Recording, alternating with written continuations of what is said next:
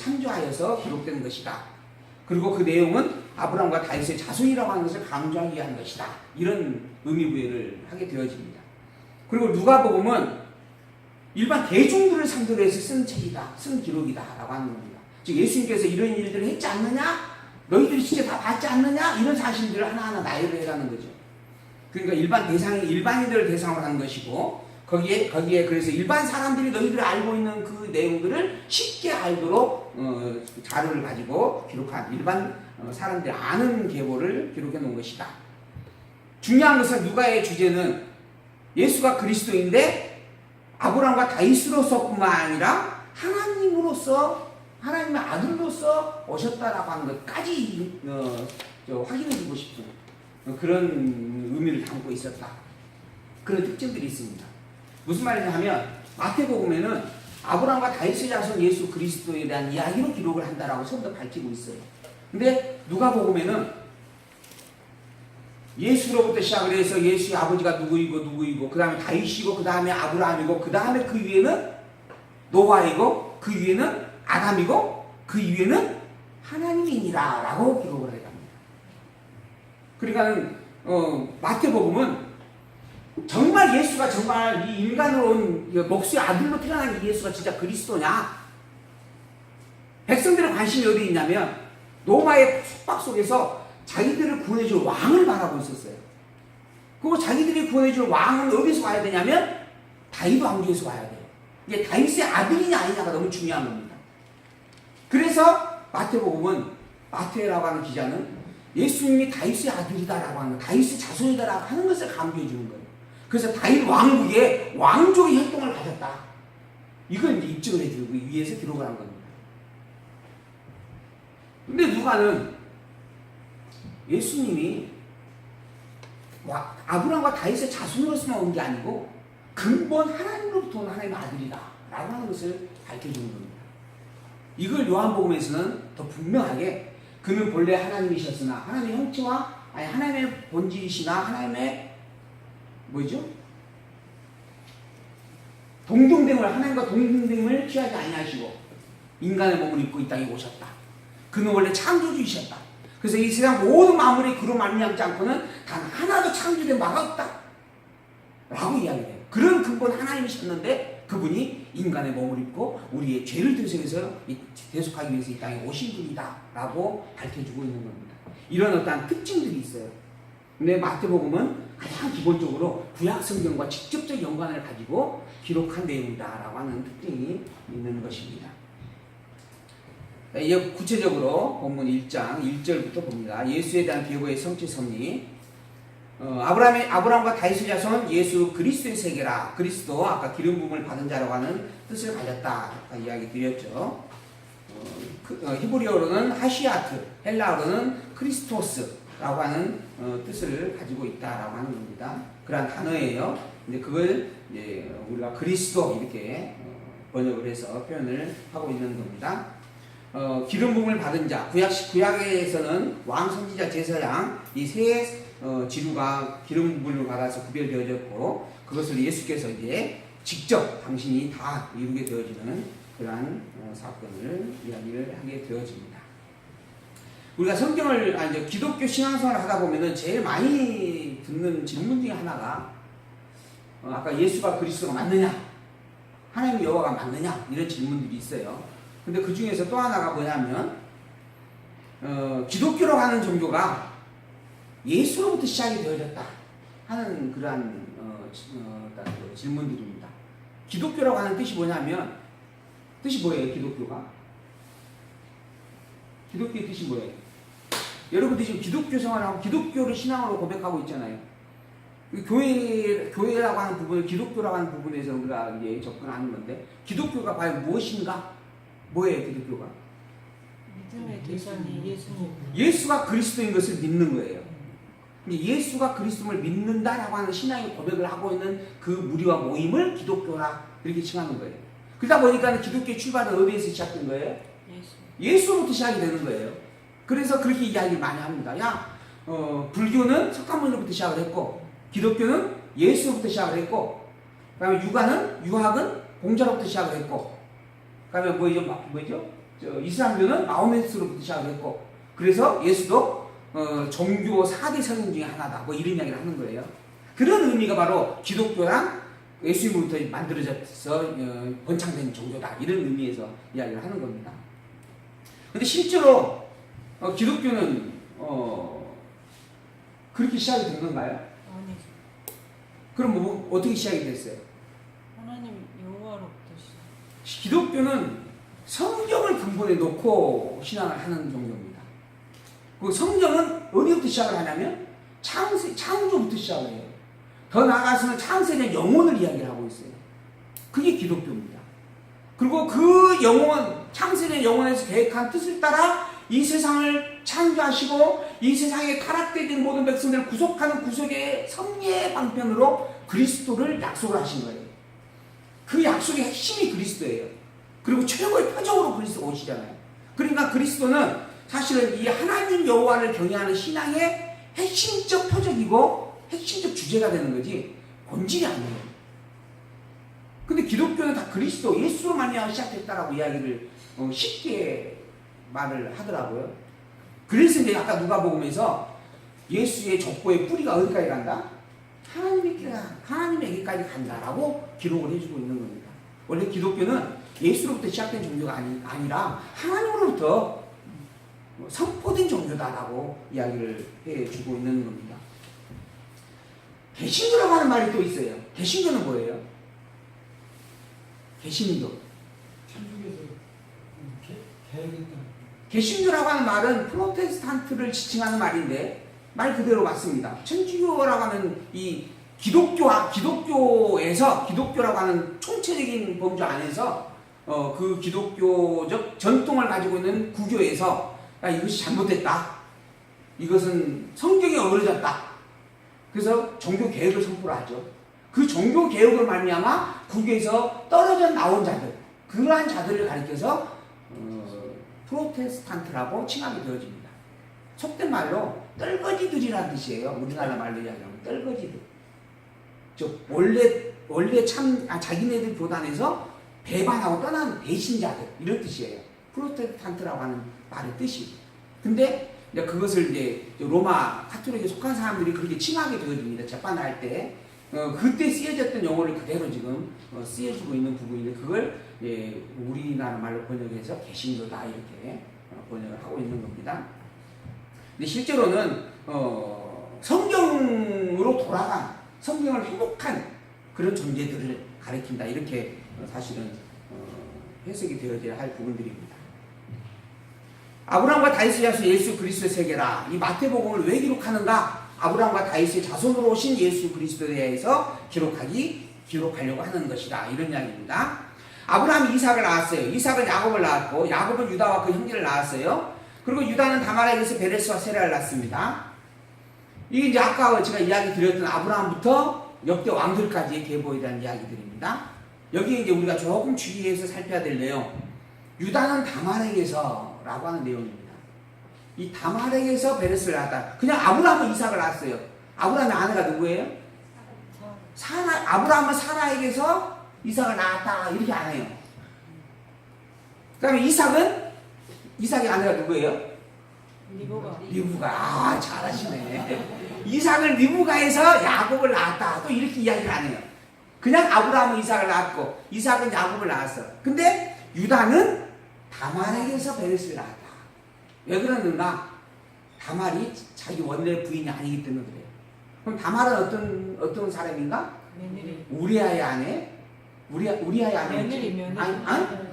며느리. 죄송. 며느리였어요. 다말은 며느리였습니다. 며느리였는데 시아버지가 데려다가 간음을 하고 애를 낳게 되어졌다라고 하는 겁니다. 사실 내가 잘못한 것에 대해서 이렇게 문서로 기록해서 밝힌다라고 하는 것은 참 쉬운 일이 아닙니다. 그리고 웬만하면 안 밝히고 싶어 합니다. 그게 인간의 속성이죠.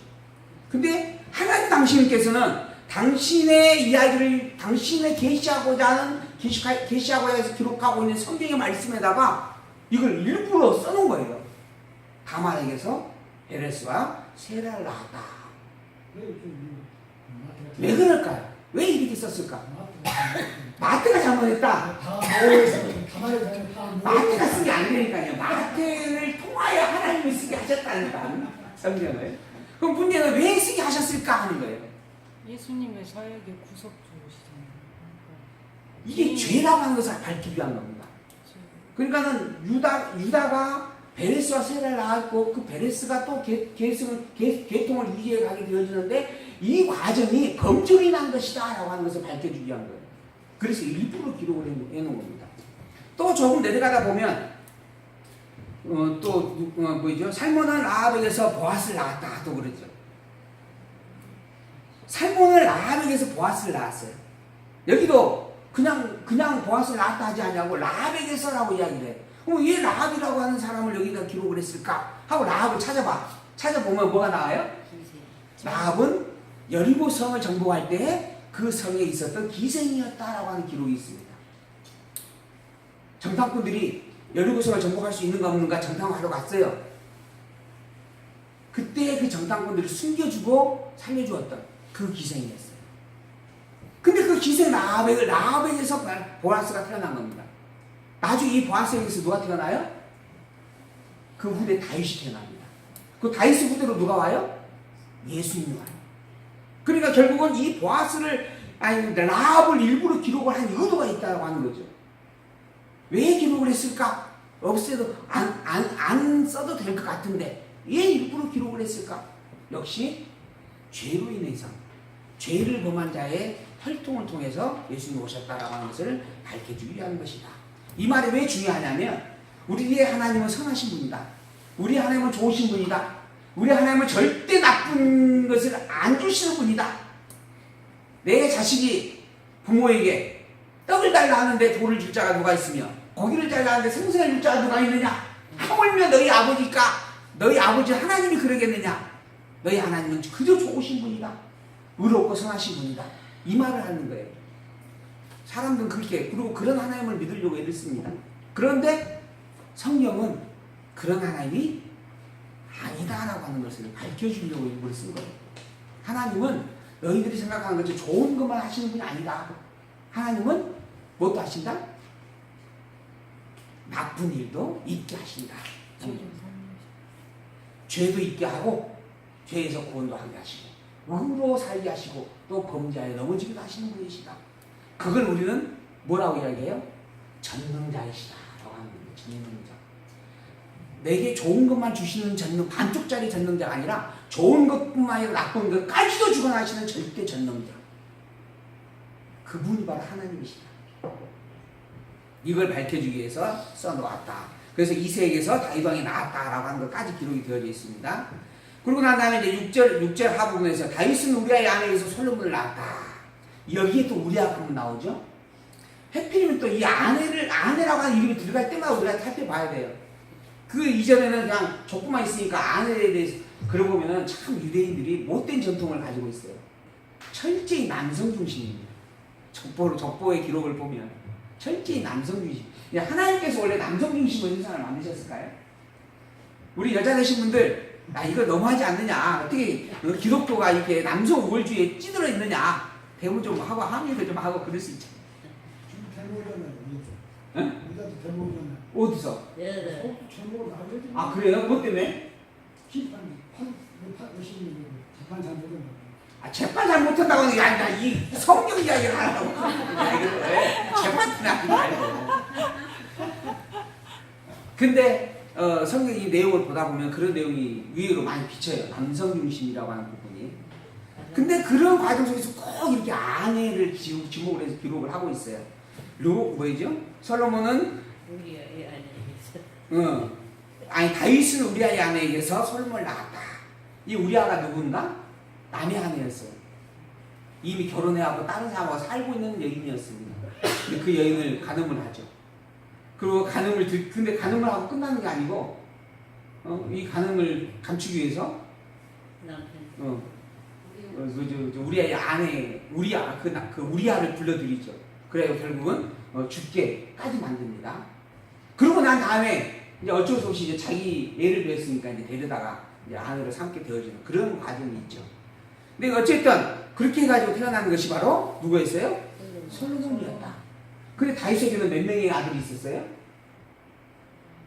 다윗에게 아들이 많았어요. 근데 그 모든 아들을 다 제껴놓고 막내 아들인 솔로몬이 왕이 됩니다. 그것도 다른 여인의 아내를 범해가지고 결국 그 남편까지 살인을 했던 그런 상태에서 얻게 되는 아내의 자녀를 통하여 다윗의 왕위가 계승이 돼요. 하나님께서 왜 그렇게 하셨을까? 일부러 그러셨다라고 하는 것이죠. 일부러. 그러지 않고서는 그러한 일들이 있을 수 없는 겁니다. 그것도 일부러 그걸 기록을 해요. 왜? 하나님이 그저 너희들이 생각하는 것처럼 깨끗하고 어렵고 선한 것만 행하시는 분이 아니다. 하나님은 모든 것들을 다 주관하시는 전능자이시다. 라고 하는 것을 밝혀주기 위해서 그러는 겁니다. 더 나아가 예수께서 이 땅에 오시는 것이, 그리스도가 이 땅에 오시는 것이 의인을 부르러 온 것이 아니고 죄인과 병든 자를 부르기 위해서 온 것이다 라고 하는 것을 보여주기 위해서 기록한 거다 하는 겁니다. 그래서 어쨌든 다윗에게서 솔로몬이 낳고, 솔로몬은 르호보암, 르호보암은 아비야, 히스기야는 므낫세, 므낫세는 아몬, 그리고 바벨론에 이거할 때까지 요시야는 여고냐와 그의 아들, 그의 형제들을 낳았다. 제가 요거에 대해서 왕족에 대한 기록을 좀 했습니다. 자, 다윗, 솔로몬, 르호보암, 아비암, 아사, 여호사밧, 여호람, 아하시야. 그 사이에서 아달랴라고 하는 쿠데타 사건이 한 번 있었어요. 그러나 이 아달랴는 북이스라엘의 출신입니다. 북이스라엘의 여인을 이 아하시아가 아내로 맞이했어요. 그리고 난 다음에 그 아내가 바로 아달랴예요. 근데 이 아달랴가 자기 남편이 죽고 그 자기 아들들이 다 죽임을 당하자 쿠데타를 일으킵니다. 그때 나머지 하나가 있었어요. 이 요아스라고 하는 아들을 하나가 손장가요? 손장가 이 하나가 남았습니다. 나머지 다 죽여버립니다. 그래서 쿠데타를 일으켜서 유다를 지배를 하게 되어져요. 그런데 다행히 하나님께서 이 요아스 하나를 남겨놓고 요아스를 왕으로 등극을 시켰다. 그래서 다윗 왕국의 혈통이 끊어지지 않게 하였다. 요아스가 있어요. 그리고 아마샤, 아사랴, 요담, 아하스, 히스기야, 므낫세, 아몬, 요시야까지 이렇게 역사가 진행이 되어집니다. 이 요시야 왕 다음에 여호야김, 시드기야. 요거는 이제 바벨론이 침략해 올 때 그 홀란디에 통치하는 왕들입니다. 이거 다 기억나시죠? 제가 하도 많이 반복을 해드렸으니까. 근데 제가 이걸 지금 기록을 해드리는 이유가 뭐냐면, 이 본문을 보게 되어지면, 우리의 본문을 보게 되어지면, 성경책 본문을 보게 되어지면, 중간에 생략된 사람들이 꽤 있습니다. 그래서 제가 그걸 지금 이야기를 해드리려고 일부러 이것을 표기를 해서 여러분에게 보여드리는 겁니다. 어디에 나오냐면,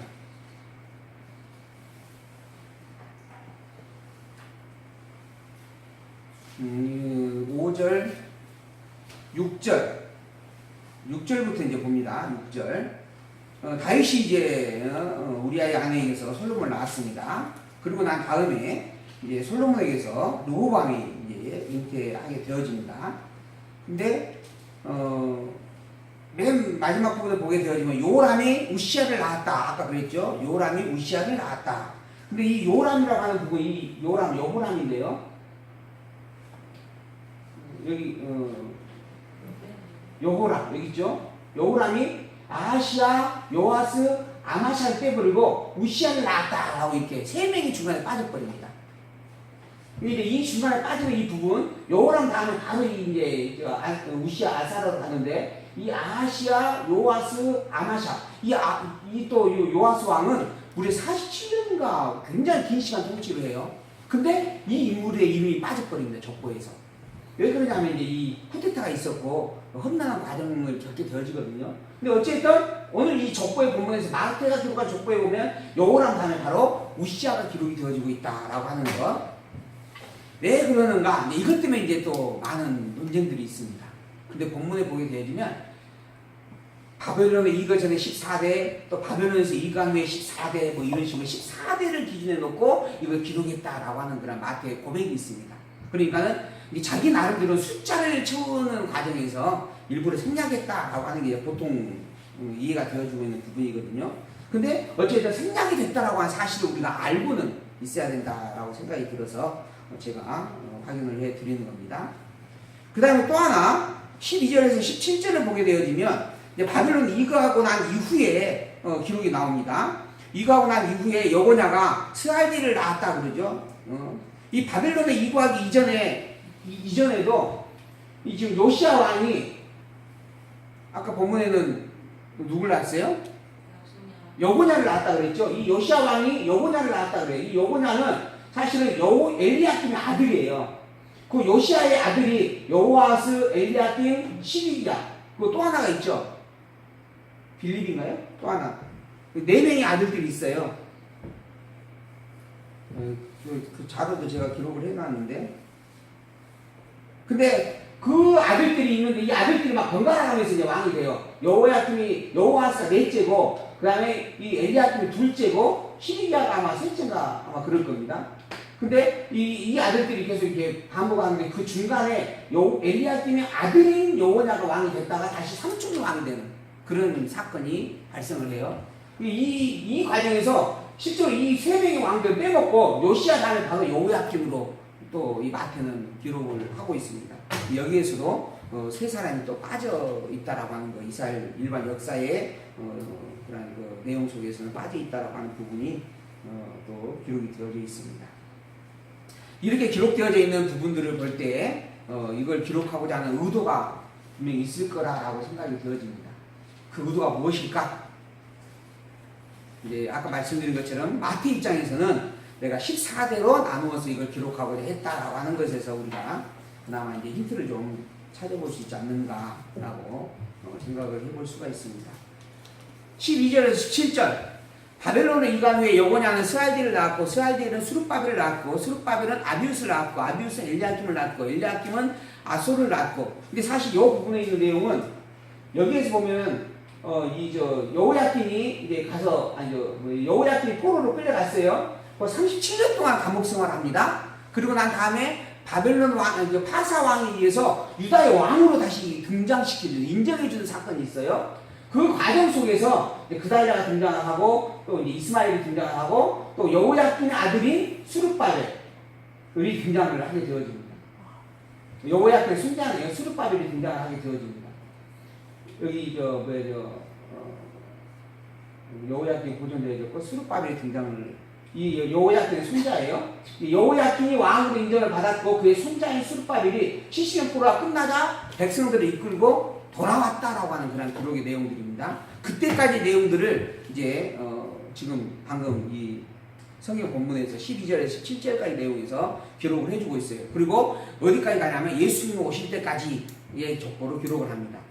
바벨론으로 이거 되어지고 난 이후에 여고냐 스알디를 낳고 스알디엘이 수룹바벨을 낳고 수룹바벨이 백성들의 총독이 되어져서 백성들 이끌고 돌아오게 되어졌고, 그리고 난 뒤에 많은 후손들이 또 낳게 되어졌고, 그 후손의 내용 속에서 야곱이 태어나고 야곱은 마리아의 남편 요셉을 낳았고, 그리고 요셉은 마리아에게서 그리스도와 칭하는 예수를 낳게 되어졌다.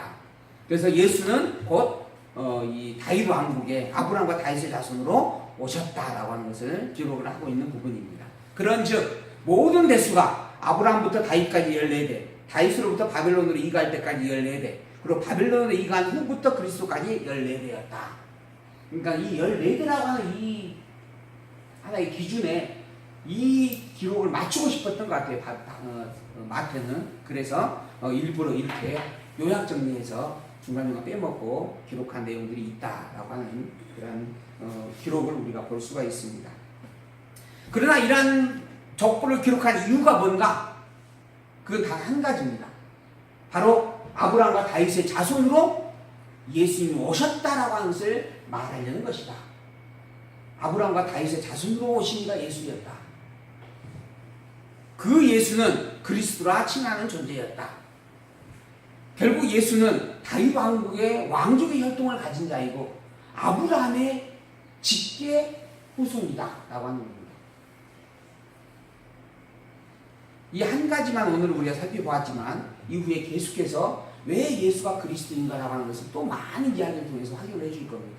그러나 오늘 첫 번째로는 구약에 대한 모든 내용을 총망라해서 정리하고 있는 부분이라 이렇게 제가 자세하게 본문을 좀 살펴드렸습니다.